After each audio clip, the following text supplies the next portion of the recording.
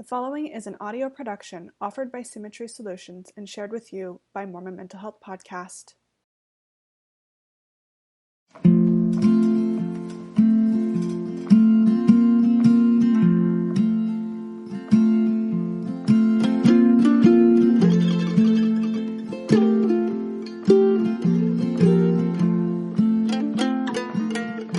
Mormon Mental Health Podcast is a production of the Open Stories Foundation and relies on donations from its listeners like you.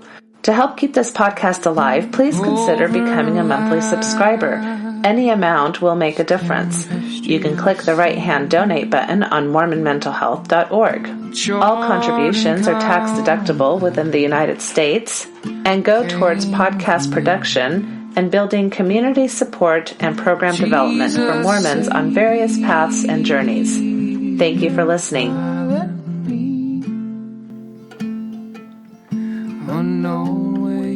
Hello and welcome to Symmetry Solutions Strategies. This is Natasha Helfer Parker, and we are back. We haven't been here for a few weeks, so we're excited to be back with you. In general, on a general Friday around lunchtime, we try to do this Symmetry Solution Strategies where we just answer a question that anybody in the public can ask us, and we try to address it. And for lots of reasons. One, we like to be helpful. Two, we like for you to be able to get to know us. And three, we want you to be aware of the resources that we have at Symmetry Solutions to be able to help you in your situations if that's a place that would be a good fit. So with me today, I have Lisa Butterworth, who is in Boise, Idaho, and Jenny Elledge, who is in Florida. So really excited to have them both with me today.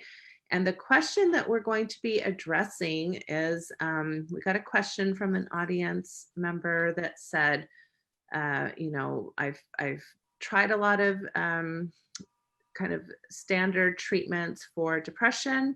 I have tried several bouts of medication, haven't had a lot of good luck with that.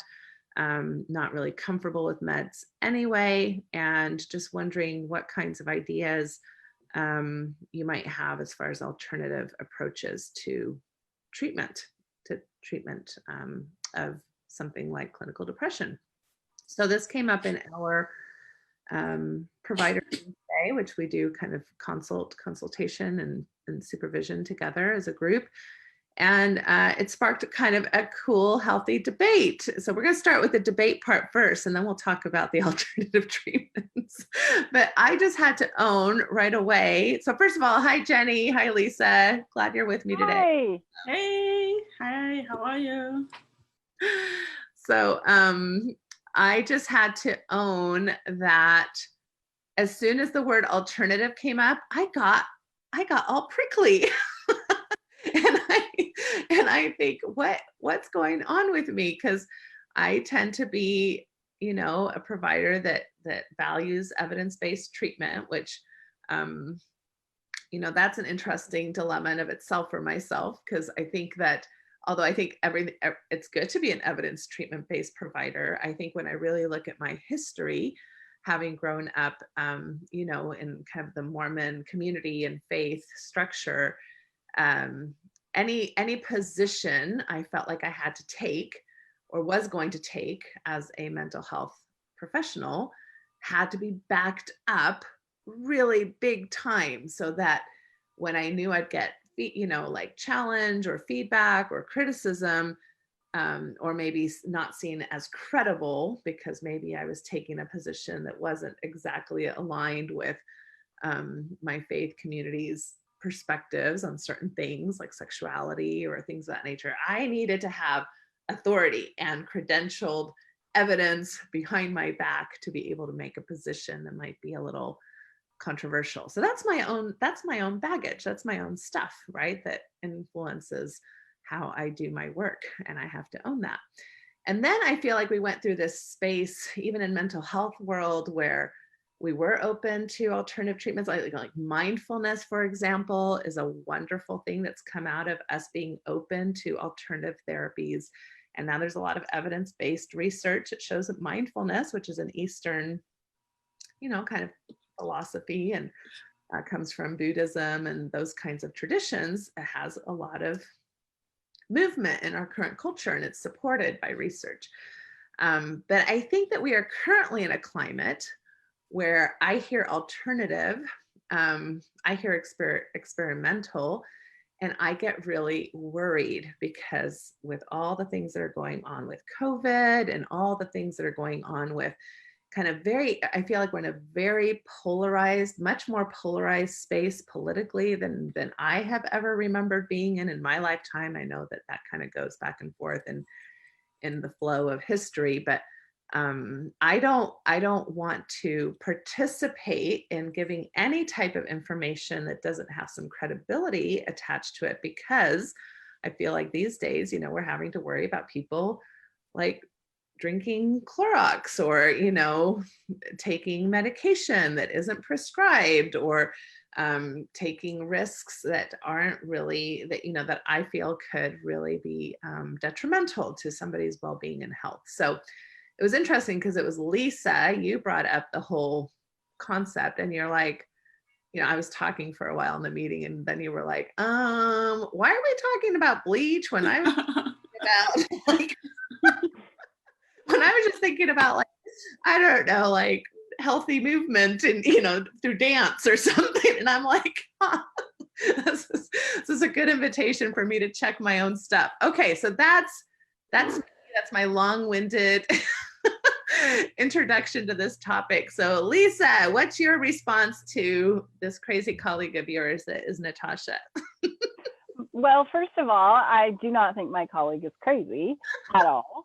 I have similar concerns, right? Like when you're in a time when like getting accurate information, medical information, is both really hard because we don't know a lot about how to treat COVID, right? And then people are suggesting things that could actually be harmful, and like important people are suggesting things that haven't been researched, that have no backing, right? Like that's really scary. And so I think it's a good opportunity to sort of talk about, okay, well, what makes sort of an alternative or experimental treatment worth trying versus what makes it something that maybe we should avoid, like drinking bleach. Like, let's not do that. We know that that's not something that we should be doing. So we'll take a really strong stand on that one. Don't drink bleach, don't inject it. But what are like, and I think one of the things that like I like to think about is like this question of like, what are the costs and possible benefits of this, right? And costs can include like actual costs, right? Like how much does this cost, and how much is that going to affect my ability to pay my bills, and that's going to be different for everybody too. Like something that might seem very expensive to one person might be really reasonable for another. Like somebody might go to a week-long meditation retreat, and that's just and for other people that might break the bank.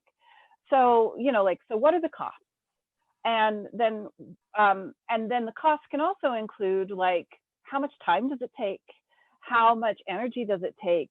How much do I have to be invested in the community or in the, like, and that's not a bad or good thing, just, like how much does it cost? And there's lots of costs beyond. And then what are the risks as far as like health, right? Like some things, there's not a lot of risk, right?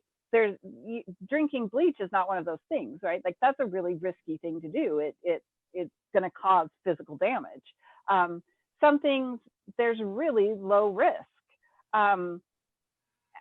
So, like, does it help? Does it hurt?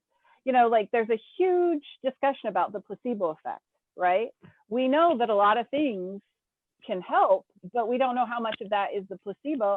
And sometimes it's worth doing it, even if it is just the placebo, if the cost isn't too high and if it isn't going to cause physical damage, right? Like, let's look at the benefits and the costs. And then there's also like social costs, right? Like how is this going to affect the way we're seen in our culture, right? Like sometimes, like that's what Natasha was talking about. Like in my culture, in her culture, conforming with certain expectations and having sort of like being backed by evidence can lead you credibility that is really important. And then sometimes going off and doing like tantric dance circles might impact your credibility. So that's another way that there can be a cost.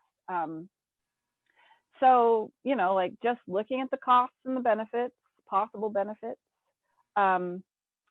And the other thing that I wanted to say about this is that it is also pretty politicized right now. Like people can get very invested in their own particular sort of like ideas or about what is valid and what is not valid.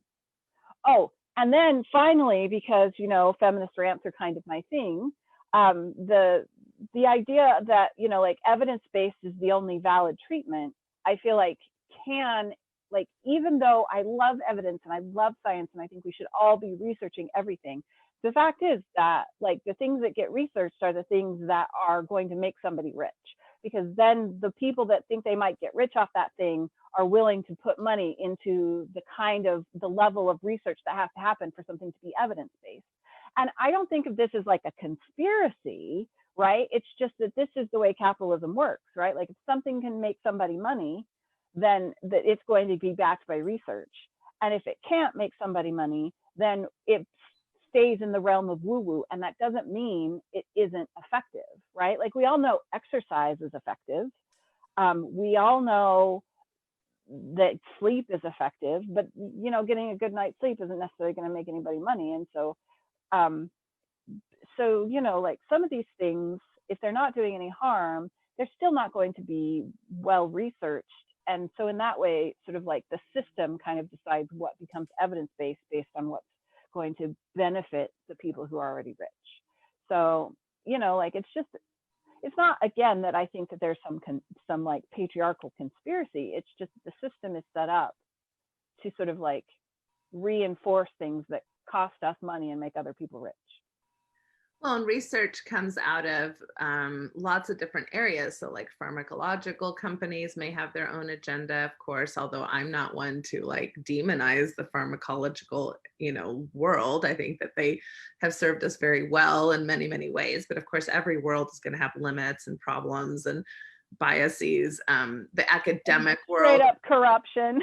And corruption.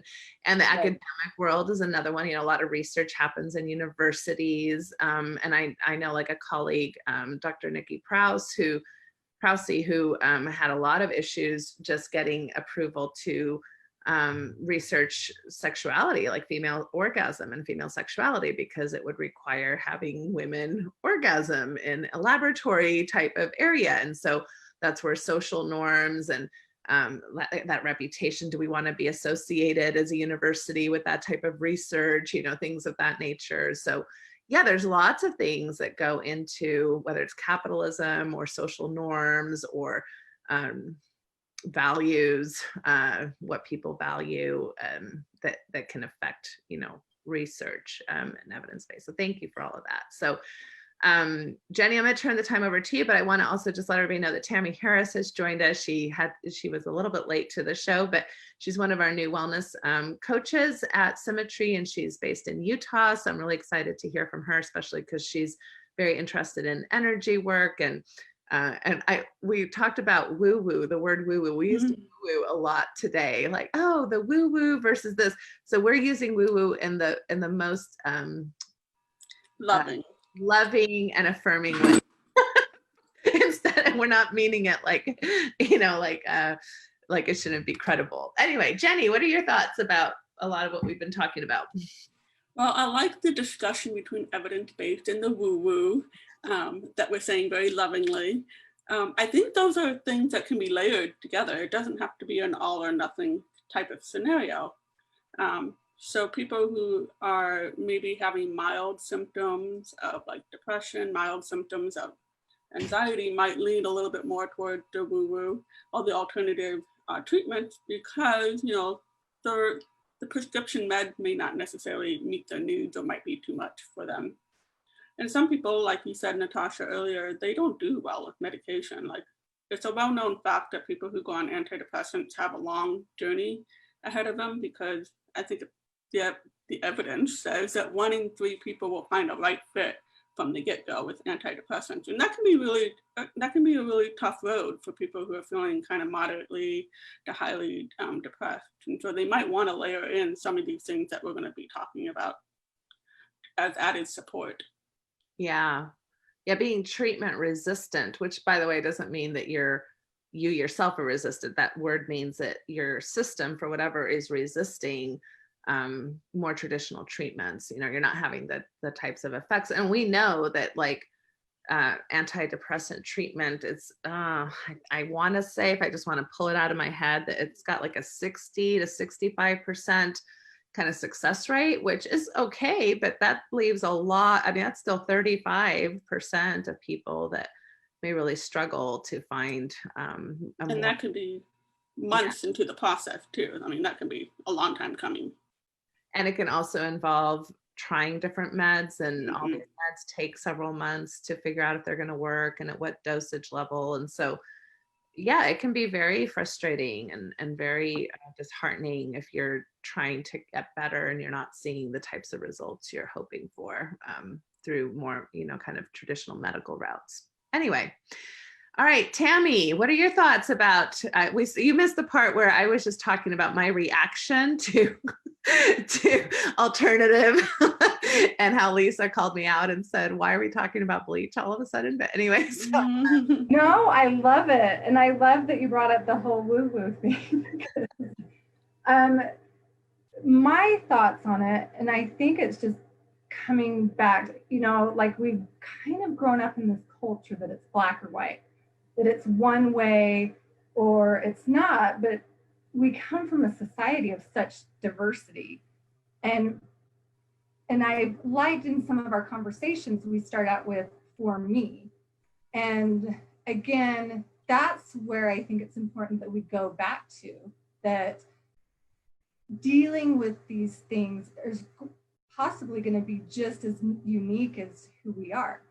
For me, I'm a feeler. So what feels good is, do I go and dance? I mean, again, and talking about that evidence-based thing is trusting that ultimately I don't need something to be evidence-based to know if it feels good for me and if it makes me just feel a little bit better in the moment of knowing that I'm in a really uncomfortable place in my life. That just having that, going in and getting a massage or going and putting oils in a diffuser. Like, I mean, and I loved what Lisa brought up, that you do have to, I think, logically look at, okay, is what I'm going to do that helps me going to harm another human being? Is it, like, we need to be responsible and have common sense, but also whether it's a placebo effect or not, I go with like the feeling, and some people go with the logical thinking. And I think it's okay either way. So I grew up just like, yeah, I'm woo-woo. It's just who I am. I'm okay with it. But also mentally, like, can you go into this place and be okay if people are probably going to think you're a little weird about things? Or, you need your expertise to make you feel validated. You know what I mean? So it's like, that's just, I'm in a place that's like, yeah, I'm sad. I need to do something to make me feel better. And in doing so, I'm going to do what works for me, but also respect and honor and try and say, okay, who's in my environment and is it going to affect them in a negative way? Yeah, I love those thoughts. And the reality is, one of the things that we need to be talking about, and Lisa brought it up and now Tami brought up, the placebo effect, so what is that? I think many people might know what that is, but basically a lot of times when they do studies, what they find out is like, there are a certain amount of people that will benefit from the quote unquote sugar pill, like the not real pill. They're trying to like give the real pill to like 20 people, then the fake pill to 20 people and see how they respond to see if there's a difference. But what's tricky about those results is that there is this thing called the placebo effect, where if people psychologically believe that they're receiving the true pill and they believe that it will actually be beneficial to them, they have a beneficial response even to the sugar pill that isn't supposed to be having the effect. So that was, back when they started doing a lot of this research, that's the term that they came up with, is the placebo effect. So in a sense, placebo effect is evidence-based, which means that we have a lot of power psychologically to, through positive psychology type of theory, create our own positive results, whether or not, people might think of something as actually evidence-based to provide those results or not, which is why a lot of people, I think, do find things like essential oils helpful, or certain types of foods or certain diets or certain types of rituals or certain types of energy work very helpful, even if there's not necessarily a whole background of clinical research to back that up. So anyway, I just wanted to put that out there. And then I thought I would just let Lisa talk about some of the alternative kind of experimental things that you initially wanted to bring up that started this whole conversation where we didn't even get to talk about them. Well, one thing I will say is that I linked below to like a list that I just, put together, because I had a client sort of asking me, and she was sort of what we've been talking about, really medication resistant. Like she'd been on a whole bunch of different ones. And she had just not been able to tolerate the medications. And doing a lot of the other things that are really recommended for depression, but also being kind of stuck and feeling like, hey, Lisa, what are some other things I could do that maybe aren't, and so I just started doing some research and putting some things together. And so this is kind of one of the lists I came up with. And one thing I want to say about things on this list is some of these things are completely safe to do on your own. And some of these things really need to, especially depending on if you have a diagnosis and if you're on medication, some of these things really are things you have to do in conjunction with a professional. So, like ketamine I put on the list, right? Like that's very much something you need to find somebody who is researching that and specializing in that. It's experimental, but there's a lot of people who are getting some really good results with that, but that's not something you can do on your own. I don't even know if you can. I'm pretty sure that wouldn't be legal. So, who specialize in that kind of treatment. Yes. Right. And then there's also sort of like these biofeedback or TDCS, transcranial magnetic stimulation, right? Like you need to find a professional who has been trained in those kinds of things. And they are, they are sort of experimental and they don't necessarily work for everyone. But, things like exercise, like obviously that anybody can do that, right? Like it's, and it is also evidence-based. Just because it's alternative doesn't mean it's not evidence-based necessarily. Like everybody knows that exercise is good for depression, right? And then, like there's creative therapies, there's art, there's dance, and there are people who have certifications in these things, but you can also just buy a book on art therapy and do it to yourself, right? Like, or make a group of people that you want to do some of these art therapy exercises with. There's also, like some physical things like acupuncture, massage therapy. Those are the ones that just came to mind. There's also, like sort of energy work stuff that's getting really into the woo-woo things. Like some people really swear by Reiki. I've never had that myself. Like there are a lot of people who swear that essential oils help their mood. And, like if these things don't hurt and they're, and the cost isn't, and you find it intriguing, seek it out. see if it works for you. So I just put a bunch of things on the list, and I'm sure there's a lot more that we could talk about. Mindfulness is a huge one, right? Like mindfulness is very evidence-based, but also kind of considered an alternative treatment. And you can do that with a professional, or you can do it on your own, right? Like there's so many of these things that you kind of have some choice in. And there are some of them, yeah. So just look at the list, and if you feel drawn towards something, I don't know.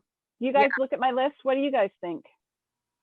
Well, I wanted to ask Tami, because her second profession is massage work, right? So you've been a massage therapist, or masseuse, whatever that language is. You want to talk a little bit about what you've seen in that part of your work? Oh, of course.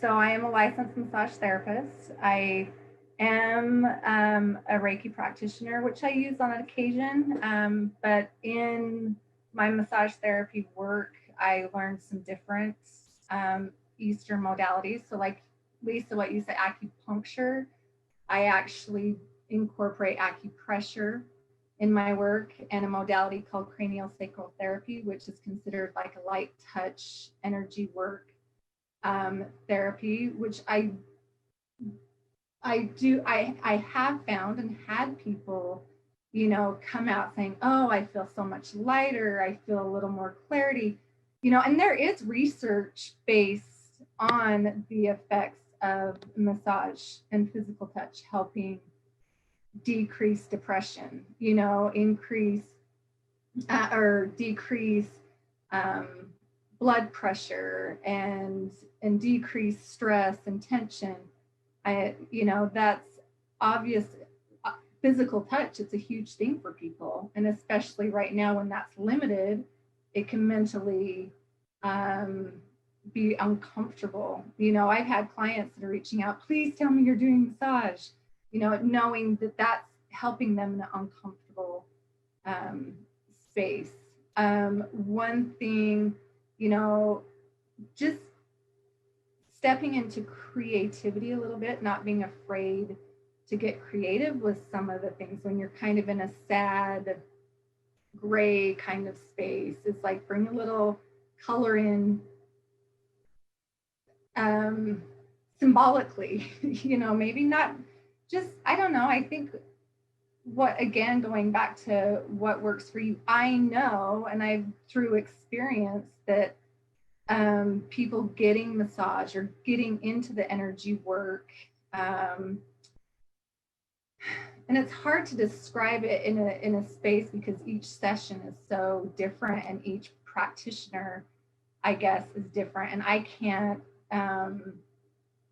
really talk about, how someone else goes into that, woo-woo practitioner place. But for me, it's interesting. I've had a discussion all week with my cousin, John, about the woo-woo versus evidence-based. And it's been really great. And what I have discovered, or what I feel, I think that we need to do is go back to our personal, like, does this feel good for me? And not allowing other people to have authority. And I know it's so simple, like in a Reiki type or a spiritual sense world, that we want to give someone else authority. Oh, they know better. They have these special powers. I don't. I'm a practitioner that doesn't believe that. I have a gift, and I think everybody's open to that sensing place. It's just a matter of learning how to do it. But trusting, first of all, your intuition or that inside thing, if it doesn't work for you or not, or if it doesn't make you feel good or not. I don't know. Am I rambling? I do. No, that's all. Yeah, no, that's all really good. And Jenny, I saw you kind of nodding your head several times. So what are you thinking, Jenny, as we're kind of talking about all these different approaches? Oh, my head has been all over the place. I've been looking over the list that Lisa has posted, and some of these I'm familiar with, and some I'm definitely not familiar with. But anyway, my thoughts were, I was just thinking over the past few weeks, just as a personal aside, when Tami was talking about what feels good to me, I've just been noticing some days during the quarantine times, I noticed that I was feeling really bummed out. I'm like, what can I do about this? I know it's not like a clinical depression type of thing. It's just sort of like, this is like, we're in an icky situation, right? And so what I noticed is like, I can't do my normal like things I used to do before. I can't go to the movie. My big thing was always me and my husband go on a Friday night date, go to the movies, we get popcorn, we have fun. We can't do that kind of ritual anymore. So we had to come up with something different. And for me, we noticed that like we can't watch like heavy, dark, dramatic movies anymore. We need something light and fun. And so for us, we just kind of noticed what is happening for us and what alternative ways there are to just kind of approaching life, even for, just for a small moment. I love that.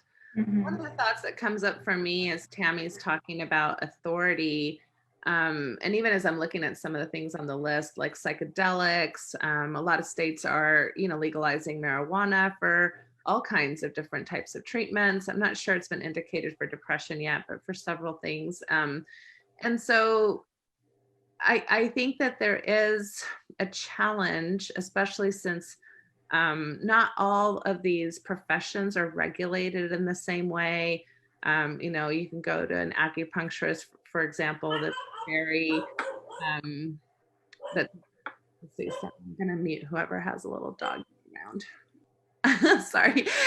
So you can go to an acupuncturist who's very well known in the community, who does a really great job, who's very trained, and not all acupuncturists are going to be trained in the same way, right? Or have the same kind of credibility. And so I think one of the things that is concerning maybe to people when we're having this discussion, especially those of us in kind of the healing professions, is is the public going to be taken advantage of by a movement that, yes, they feel is helpful, right? But I mean, like even people who join cults, for example, think it's helpful, but many of us wouldn't maybe necessarily agree that that's helpful in the end and can cause damage. I think we're concerned for vulnerable populations, for vulnerable personalities, for people who are desperate for a cure and will then spend a lot of money or spend a lot of time on hacks, things that really don't have a lot of things to back them up. So I think that's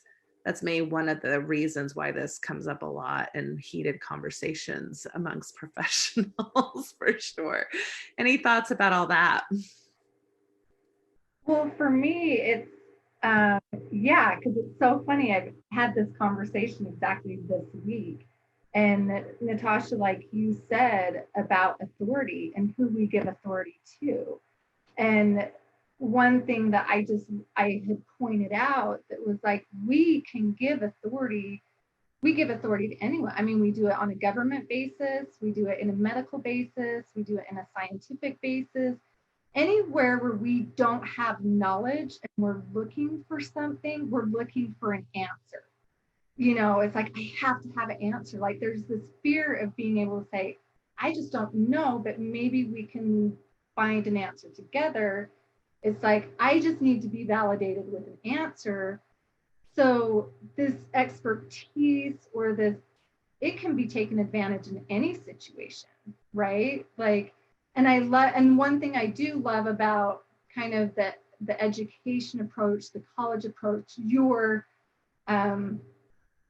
the certifications and things like that, then it does give some type of, the safety, it does set up situations to where it's like, okay, you have to follow these guidelines. You're taking on as a therapist, you had to commit and promise and contract that this is the ethical behavior that you're going to go on.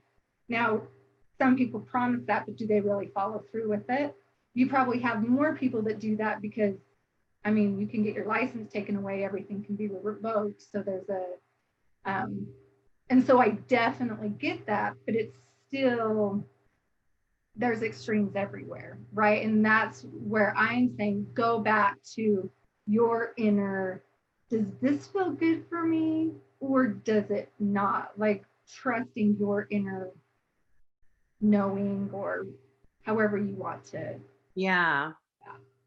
No, I love the constant reminder you're bringing to the table, Tami, of trusting inner authority. And it is a dilemma because I'm not an expert in everything, so even though I want to trust myself, I will have to trust other authorities, whether it has to do with medicine, or whether it has to do with nutrition, or whether it has to do with, I don't know, safety measures, right? Like during COVID, for example. And so I do think that there is something very valuable in having experts in a field, right? People Yes. have studied, who've dedicated their lives to, and so I don't think it's fair to just put everybody on equal ground. Like, well, some people over here are corrupt and some people over here, so we'll just listen to whomever. I think it's still very important to make educated decisions about who you're allowing your authorities to be, while at the same time, like you're saying, being open to your own inner authority.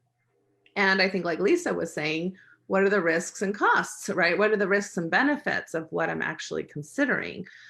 So going to get a massage is probably not high risk. Trying a psychedelic probably is higher risk. Exactly. So if you're going to go the psychedelic route, you are trusting authorities that know what they're talking about, and that have hopefully some background that you can trust. But Lisa, why don't you bring us home?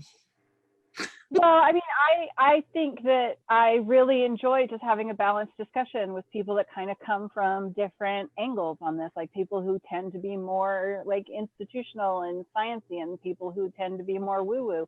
And I really like to be able to sort of hold a space where that discussion can happen and people can kind of push back and forth, because I feel like that's kind of the point. Right? Like being able to push back and forth and say, okay, we want to be able to rely on experts and expertise. We also want to be able to challenge experts and expertise. And we want to be able to open up, because experts, just like anybody, they can get tunnel vision and think that their one thing is the right thing. And, like it's the outsiders that come in and push back that like then open up new areas of expertise. Like therapy and counseling and coaching are all, on some level, things that at some point were experimental or alternative, right? And so, and not only that, but there's really good evidence that a huge portion of our effectiveness as therapists is the placebo effect. Like it's not the only thing, but people believing that therapy will help them is a big part of what makes therapy help them, and so just recognizing that, the world is large and trying to navigate it is difficult. Trying to navigate the, and we can tend to want like an all or nothing answer. And if we have one, then we're probably wrong. Right? Like if we have an all or nothing answer, then we're probably in the wrong spot. Like being in that spot of pulling back and forth and, just trying to use all of our tools, trusting experts, to a degree, trusting ourselves and, understanding ethics. Like, I mean, I think it was so helpful for me to learn the ethics of counseling because, just like learning about informed consent and, like different ethical considerations helped me to rethink a lot of other areas of my life. Right. So being trained myself in my ethical standards was really helpful for me when looking at, like the ethics of spirituality or the ethics of medicine or the ethics of science. Right. And so just having ethical frameworks and inner authority and like, it's super complicated, but that's also, I think, where it has to be. I was gonna say, I love that. I muted myself, sorry. So I think that's great. So thank you all for being here. Again, that was Tami from Utah, Jenny from Florida, Lisa from Idaho. I'm so glad you all participated today.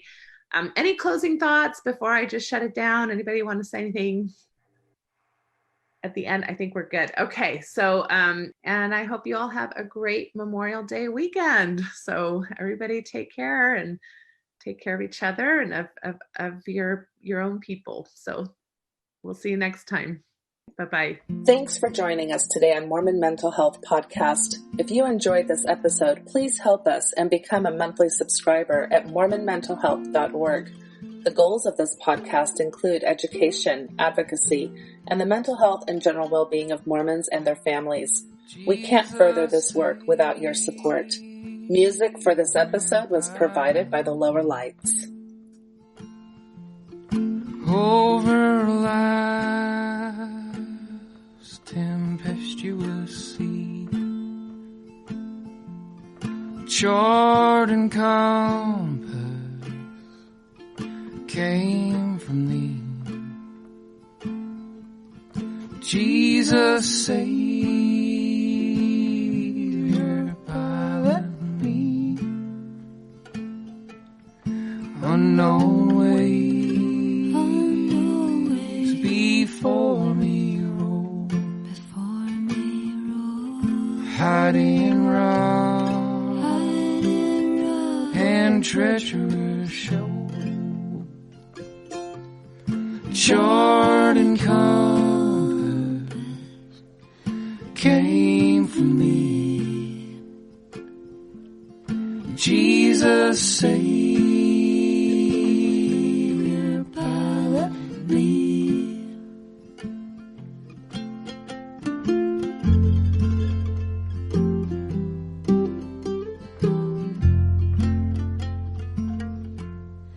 As a mother stills her child,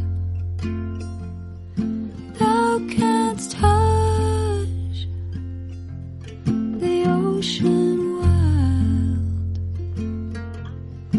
wondrous sovereign of the sea. Jesus, Savior, pilot me. Boisterous wave, obey thy will, when thou sayest to them, be still. Wondrous sovereign of the sea. Jesus, Savior, pilot me.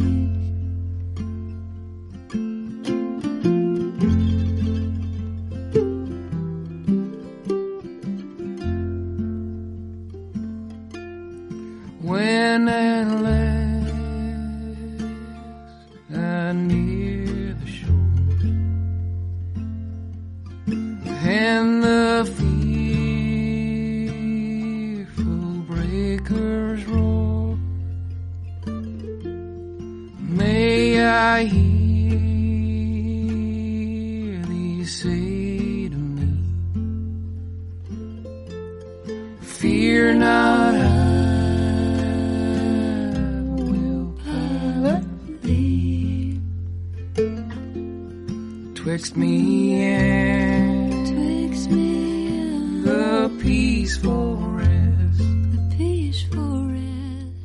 then while leaning